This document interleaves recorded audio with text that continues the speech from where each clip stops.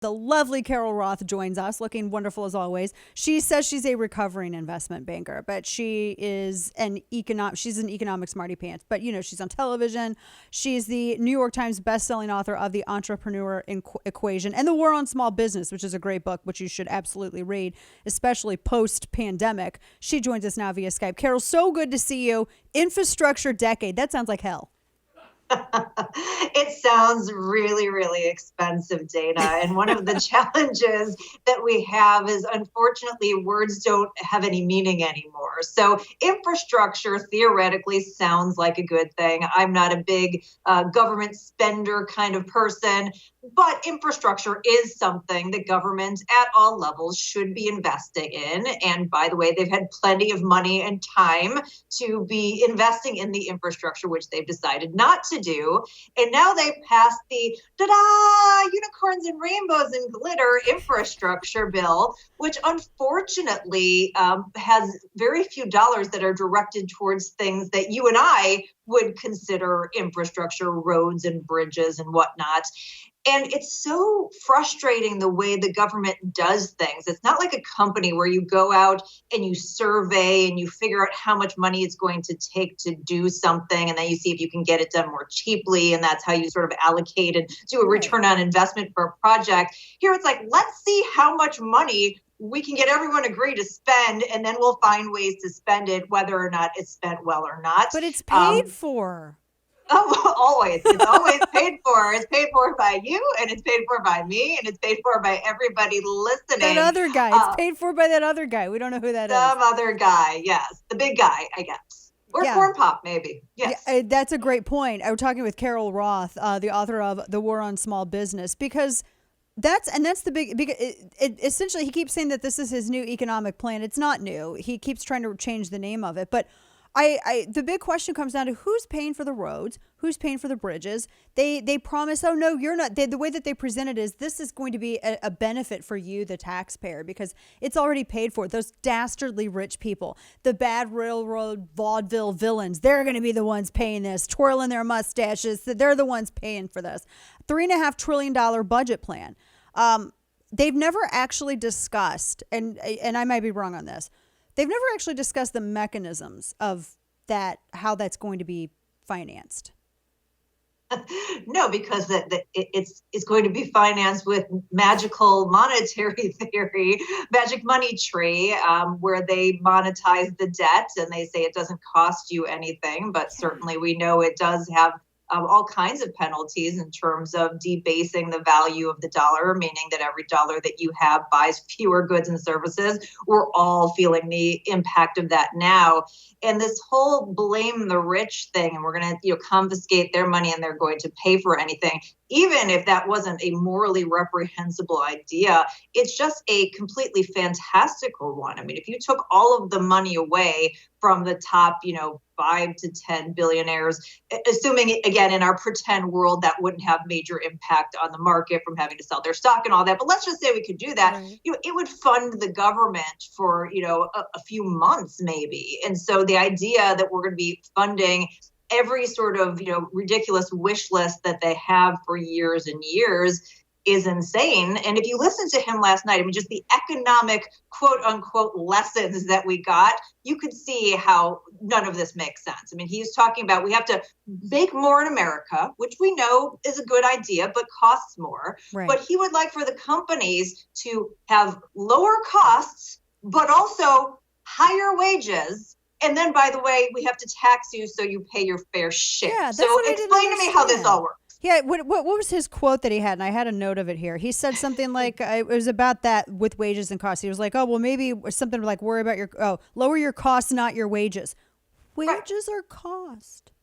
Right. And how does that flow through the system? When wages increase for the people who make the inputs, they pass those inputs on to the people who make the final products and provide the final services. So those costs go up, and then their own people's costs go up all the way through the chain. And so then they're spending more to deliver this good or service to the consumer, which means that you're paying more, and it becomes a vicious cycle. And this is for people who don't understand economics, aka Democrats, and particularly progressive Democrats. this is what we have been raising the big neon sign about the whole time. You're going to end up paying $23 for a piece of pizza. And by the way, the wages aren't going to keep pace with that. So that's what we're seeing now is, yes, wages are up, but the cost of goods and services are up in excess of that. So you may look and say, oh, well, I'm making more money, but the value of what you can buy is less today, and it's just getting more and more expensive. Gosh, we're talking with Carol Roth. Her book, The War on Small Business, which you can purchase from HarperCollins. The wages and the cost that he also came out and said, and I'm looking at my notes here. He wants to increase taxes. He's looking at corporate tax rate. He's looking at taxes on businesses. I just don't see how they can say that they're going to lower costs for Americans, that they're going to build America, whatever he's talking about, building it better. What is the thing that he's the thing? The Build a Bear Biden. Broke. Yeah, Build back broke. Yeah, build back broke. When you're talking about taxing businesses are going to look for ways to cut costs, and in many instances that means manufacturing overseas, which is fewer American jobs. When he was saying this, everything that he said, Carol, and I know you know this, I'm preaching to the choir with you, but you can talk to the listeners about this in ways that I can't. When he was laying all of this out, I'm like, everything that he's saying does the opposite of what he just called his plan. Yeah, I mean, unfortunately, this has been the challenge with the policy. We all know that if you tax something, you tax it because you want to get less of it. When they want people to smoke Right. fewer cigarettes, they put a tax Right. on it. They think that is a deterrent. So if you want less business, you would put a tax on it. If you want to encourage more business, and we see this in states, they have tax incentives for you to do your business there. You know why? Because when you take them away, it causes more economic growth. So like you said, everything is just a direct contradiction. And the one thing I want to point out to the listener, which I think is really important about the taxes, is the lie that the tax cut decreased revenue.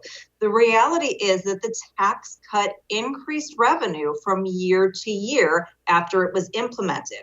What happened was that spending also increased. And so, yes, we had a bigger deficit, but it's not because we collected more or less revenue. It encouraged more money to come into the government, but it was the government spent more. So it ended up creating that additional deficit, which we finance with debt.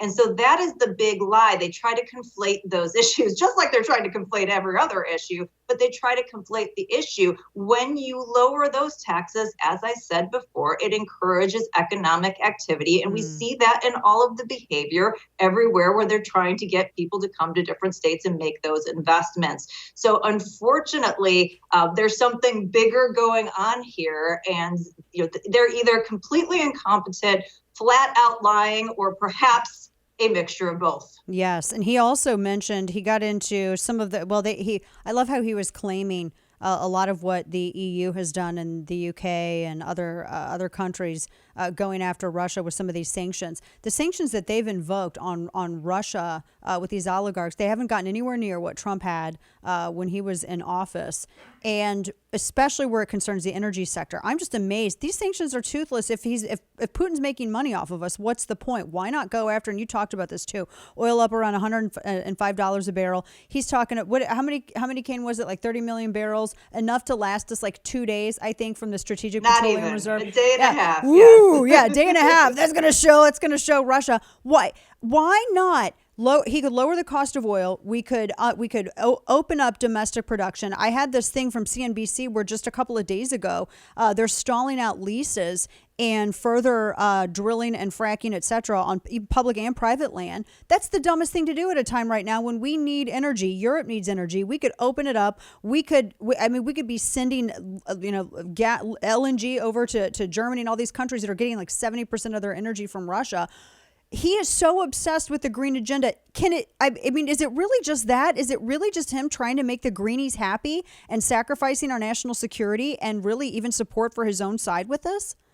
Yeah, I mean, unfortunately, the strategic thought around this has been insane from day one. Think about if, you or I had some sort of a medical ailment and we were taking a drug that worked, but there was perhaps a better drug, one that was had fewer side effects or that was, less costly down the road, and they wanted to develop that. Well, you wouldn't stop taking the drug you were taking today and just like sit around and wait for the new one to get developed. You would wait until that was proven, until it was cost effective to make that switch. It's the same thing with energy. If there is a better energy route, which I personally, based on everything I've studied, believe is nuclear, but assuming that that may include some solar and wind and some of these other kinds of things, from a strategic standpoint, for economic security, for national security, you make those investments and you prove it out. And when you are ready and have that capacity,